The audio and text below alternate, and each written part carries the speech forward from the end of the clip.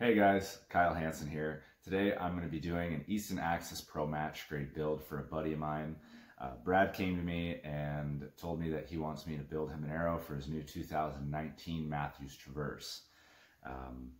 He's going to be pulling 70 pounds at 28 inches of draw and told me he wants an arrow to come in between 460 and 485 grains. It's got to be durable enough for whitetail and up to elk, primarily for whitetail. So the Easton Axis has been a really good go-to for me for the last year and a half, and that's what I recommended. So today I'm going to go through all the components for this build, as well as my OCD level process that I've been using to put together arrows, which is why I got buddies hitting me up to do their arrows too. So let's get started.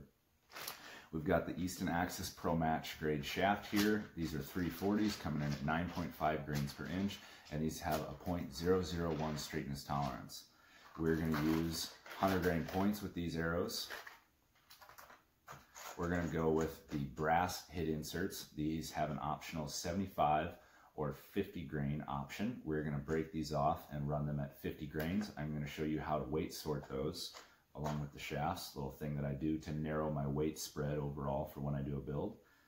We're going to use a product that I've really been wanting to try from Elk River Archery.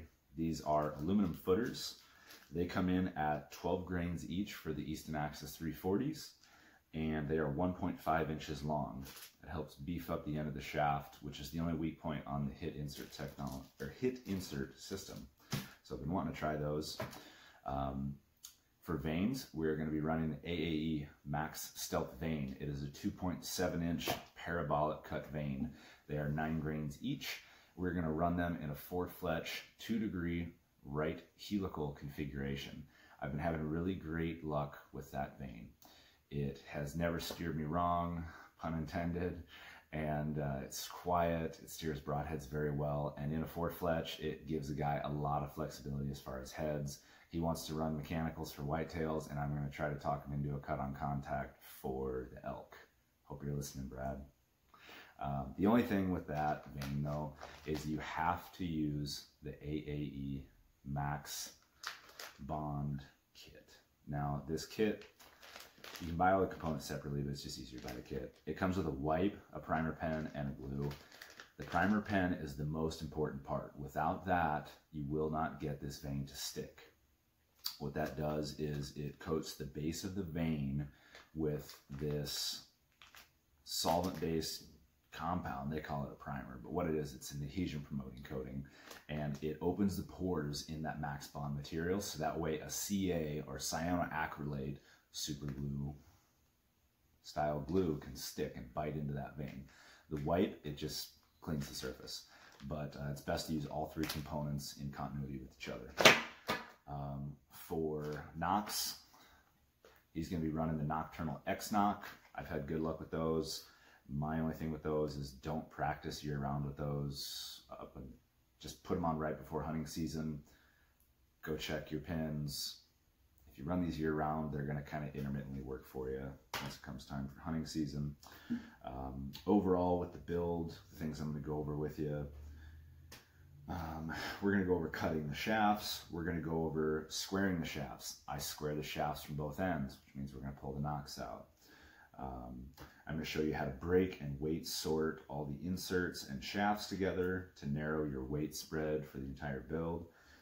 We're going to prep the shafts and footers to install them. I'm going to show you how to properly mix the epoxy and install the inserts as well as the footers. I'm also going to go over fletching the shafts with my Vane Master Pro fletching jig, and then we're going to go over the finished product, the weight, and overview. Right now, just looking at the math of the build, it looks like with a standard nock, this build should come in right at about 475 grains, and then once he installs his lighted nocks, it'll come in about 485 grains. Now, with the standard nock, we should be looking at about 11.5 to 12% FOC, and with the lighted nock, should be coming in right around 10 with that added weight in the rear. That's a good number. It's going to be an all-around kick butt arrow, and let's get started. All right, we are back here and ready to get going on these arrows. I've got them cut to 28 inches of carbon to carbon. First thing we're going to need to do is go ahead and remove the nock, because we are going to go ahead and square both sides. I'm using a pair of pliers. They come installed pretty tight from the factory. You want to be careful. You don't really want to wiggle them side to side and damage the inside of that carbon shaft. You just kind of want to twist it and pull out nice and evenly. All right, after that, we're going to use a silver Sharpie, and I'm going to mark both ends of the shaft. Now, the reason I'm marking both ends of the shaft is because when I use this ASD tool to square them, I'm going to sand the ends of each end of the shaft until I can't see the silver marker anymore. So, start the nock end. Doesn't really matter which end you start at. Usually takes anywhere from 3 to 5 rotations, sometimes more, just depending on how well it was cut. That one is perfect. That took about 5 rotations on that one, maybe 6. 1, 2, 3, 4, 5, 6. With a little bit of a lip there left.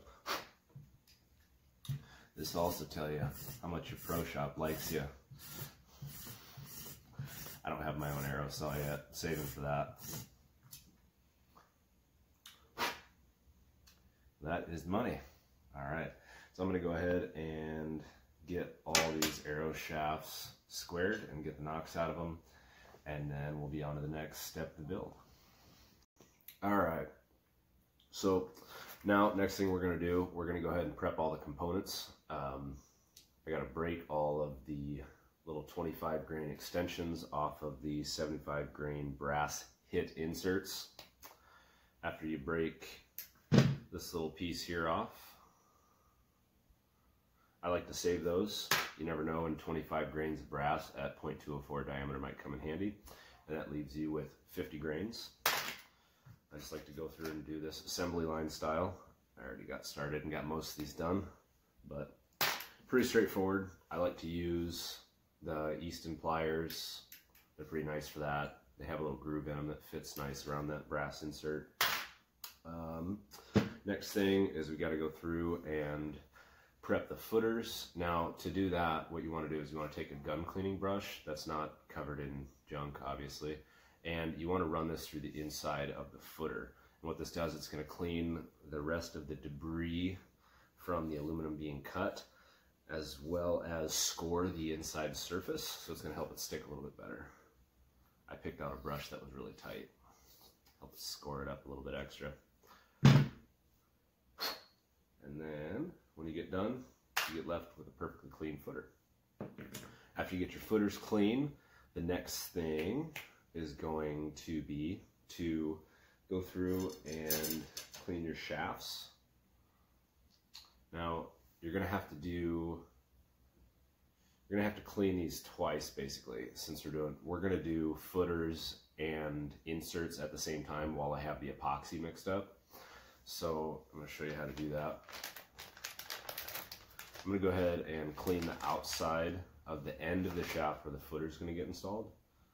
I'm just going to wipe that off with an AAE Max wipe from the Max adhesion kit that we talked about earlier. Now what this does is that's just going to clean any oils or fingerprints or anything like that off the end, give it a good clean surface. After I do that, I'm going to take some rubbing alcohol and a Q-tip, and then I'm going to clean the inside of the end of the shaft. You only need to do the end of the shaft because that's where the epoxy is going to go on that hit insert. You just want to get a little bit of rubbing alcohol on there, and this is a pretty straightforward process. You just take the Q-tip, clean the inside of there real good. I usually use 1 Q-tip per shaft. Q-tips are cheap. Arrows are not as cheap. So I like to do a real good job with my arrows. You can see that's pretty dirty. That carbon dust on there is going to prevent that hit insert from sticking as good as possibly could. Don't do what I did and just touch the other shaft again. And then systematically as I go through and do that, I'll drop them in this tube. A little pro tip for you. One of the things I like to do, I have a little arrow tube here with me, and that way I can just go from not clean to clean, and then that way I don't get them mixed up or do one twice or really waste my time. So next thing, after I get all these cleaned and prepped, I'm going to go through and show you how to weight sort all the components. Alright, so now I'm going to show you how I like to weight sort components. And I don't weight sort all components, I just weight sort and match the shaft with the insert. My reasoning for that is because the insert is glued to the shaft. It's never going to change, so I want that to be as close as possible. And how I do this, as you can see, I've already got my shafts lined up here. I've already weighed them. They are from the lightest to the heaviest. And then, if you look here, I've got my inserts all lined up, and they are from lightest to heaviest.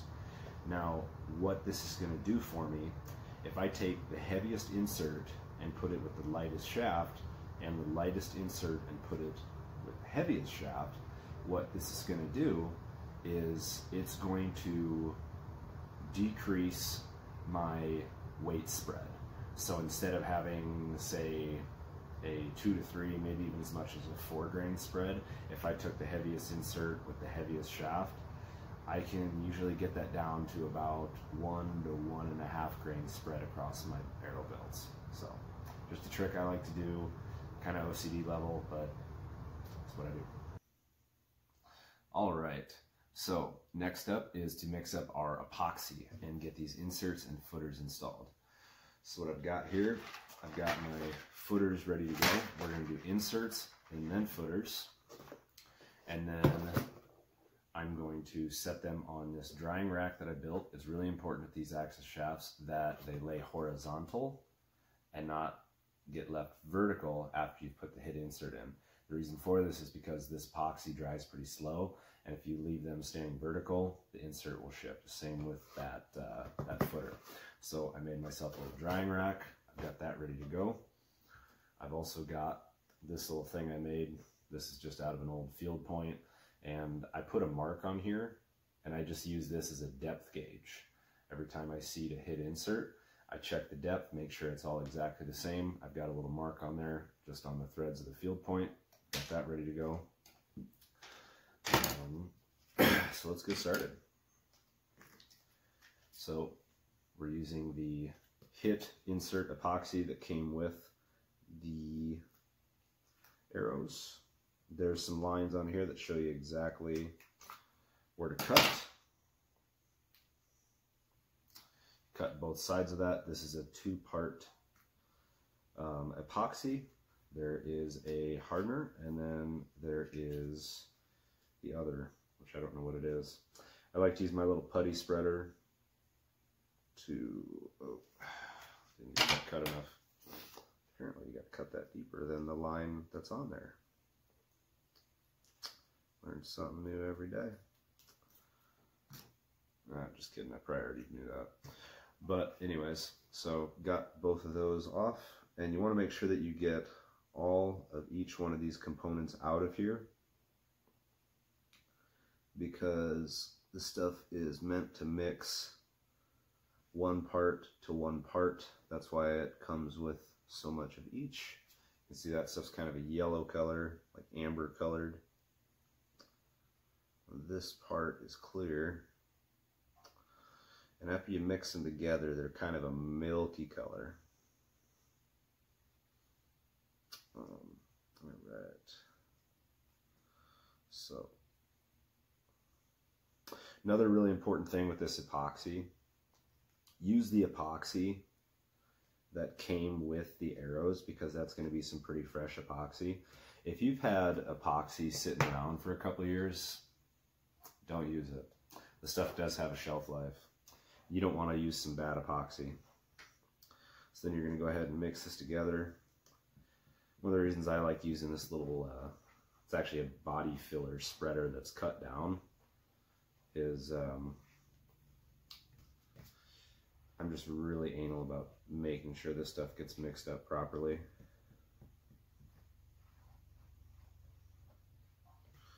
What you want to do is you want to mix it up for about a minute or so. Make sure you don't leave any of the individual two components around the edges of your little mixing area, because you don't want to accidentally like dip into the hardener or just the filler portion of the epoxy and then put that in there, because then it's just never going to dry. That's one of the things I like to do with the putty spreader, is just keep scraping it in towards the center, mixing her up. All right, epoxy's mixed. Now, I forgot the paper towel.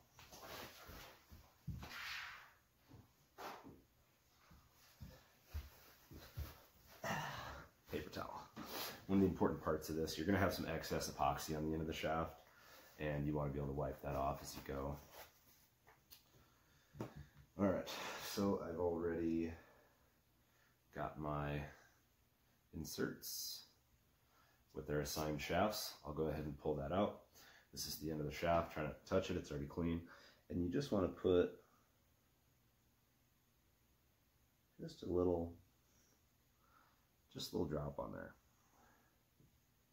Doesn't take much. You can see that against my shirt there. Just a little drop, that's all it takes, especially for the 50 grain version of this insert. And you just put that guy in. I like to spin it as I'm pushing it in there. So getting close. You get close like that. I want to wipe that little excess there off. Almost forgot. You need to use the seating tool that came with it, and this automatically seats it to the proper depth. But one of the problems with this is sometimes when you pop that out, just the suction of that can pull the insert back out, which is why I made my handy dandy little tool with a mark on it. That way, mark off excess there. I can check every single insert. Generally speaking, they come out perfect. Taking the excess off there. Now, let's see. I'm going to take that extra little bit off there. And then I'm just going to take the end of the shaft, get just a little bit of that epoxy on there for the footer. Now, you don't want to get it on the inside of the shaft, because that's just going to be really annoying later on. Now, with these Elk River Archery footers, one end is kind of beveled down so it doesn't drag on the inside of the target when you pull it out, and the other is just squared. You want to take the beveled side and point it towards the nock.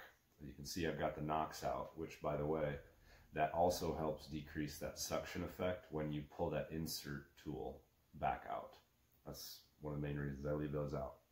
So, got our footer. Oops. We're going to go ahead and get this guy on here. Now, put that on. Same deal. Just got to kind of twist it on there. Looks like I got a fair amount of excess, but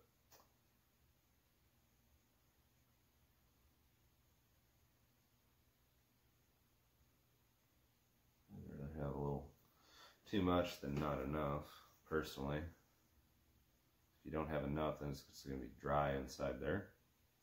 So I'm going to wipe off the excess, and I want that, use my good eye, perfectly even with the end of the shaft. I'll probably run that across the squaring tool when I get done, but as you can see, I've got a footer installed. Now I just got 11 more. All right, and we're back. I've got all these arrows set up with the footer installed now. I've already gone ahead and installed the field points and the nocks on the rest of them. So I'm going to go ahead and get this one going and show you how I do one. Let's go ahead and put the field point on there. I like to have the field point in it, gives a little weight out on the front of it, more stability. And then show you how I install the nock. You want to make sure that you put a little bit of wax on the nock. This is just like some string snot, just some generic stuff that I got at the store. Cheapest bitter winds on that one. Just a little bit on there. And then you install it. You want to make sure it's seated all the way. Wipe off any excess wax on your paper towel that you have ready this time. I forgot that on the last one. And then one of the things that I like to do when I build arrows, I usually just put the label to the arrow facing up. That way I just do them all the same. Sometimes I end up indexing them for broadheads later on after I flight test everything. And then also nocks usually have like a little knob on one side or the other.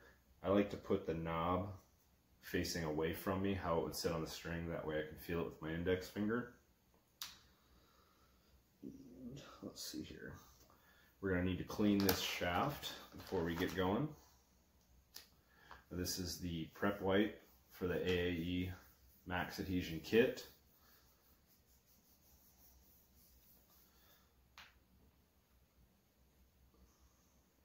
After you wipe that, you want to make sure you don't touch it too much.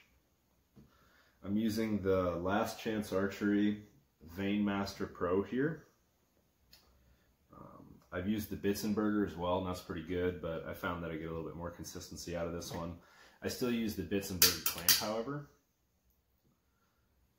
And on this one, we are going with white AAE Max Stealths. We're going to go with the 4-fletch in a right 2-degree helical. Like I said, I like to use this clamp just for the fletching process. For putting the primer on the vane base,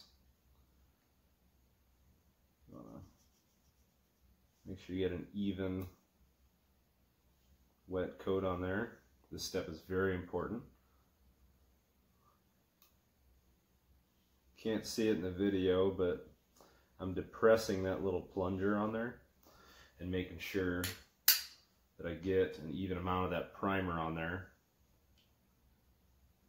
Now, with these steps, that wipe, it'll be dry and flashed off and ready for me to glue this vane on here by the time I'm done with this.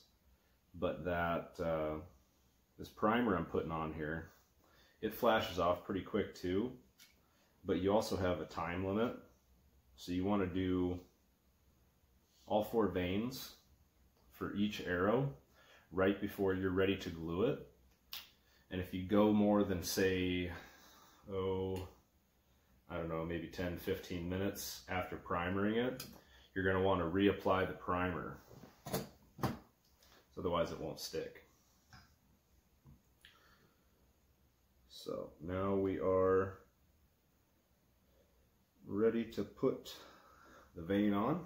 I like to test fit it real quick. Looks like we're getting real good contact there. The last set of arrows I did on this jig was actually Easton Axis 260 build, some heavy hitters I'm playing with. So it's still set up for that diameter of shaft. Alright, now this is the AE Max Bond Maximum Strength Nock and Vane adhesive. You just want to make sure you get a nice even coat on there.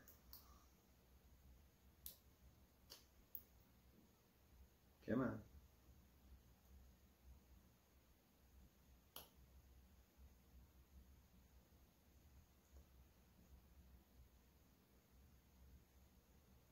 You don't want to put too much.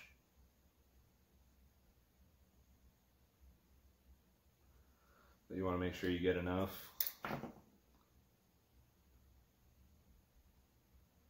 like to wipe the excess off there real quick. And one of the nice things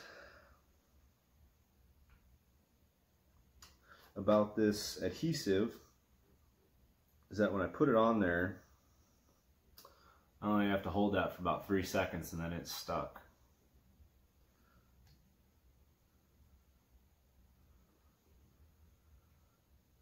And then I take a Q-tip, wipe the excess off the front. Anything across the edges. Ideally, I try not to have too much excess on there. And then you are off to the races. Which, by the way, I'm going to do a setup and a full video just on each one of these individual steps and how to set this product up, because this is a really good fletching jig, and I'd really like to show guys how to use it properly. And I'll do each individual video of every single individual step that I do as a part of my process later on for the next build. But this one's full length.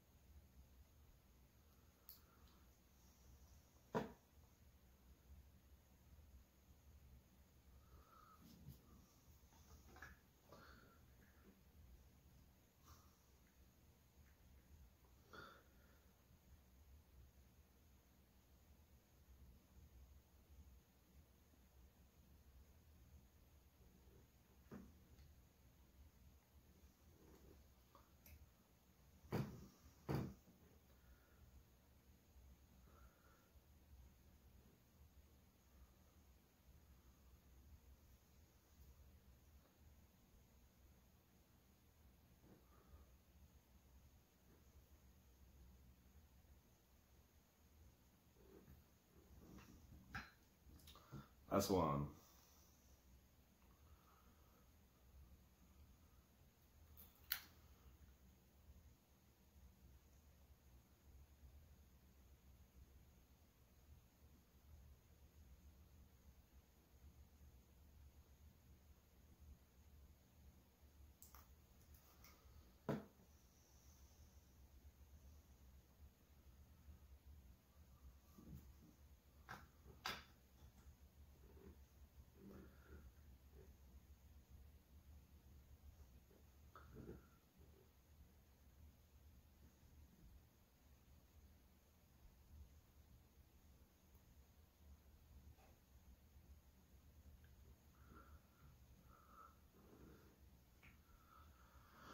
All right, just like that,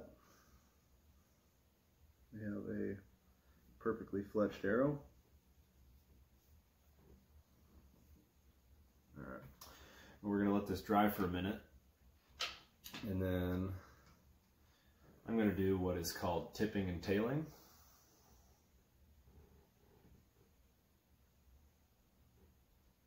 See that nice helical on there.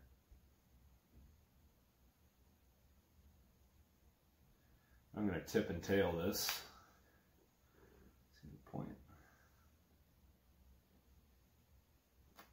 But what that is I'm going to put a little bit of drop of Boning Fletch Tight Platinum at the tip and the tail of each one of the fletches. All right, I'm going to go ahead and do that now.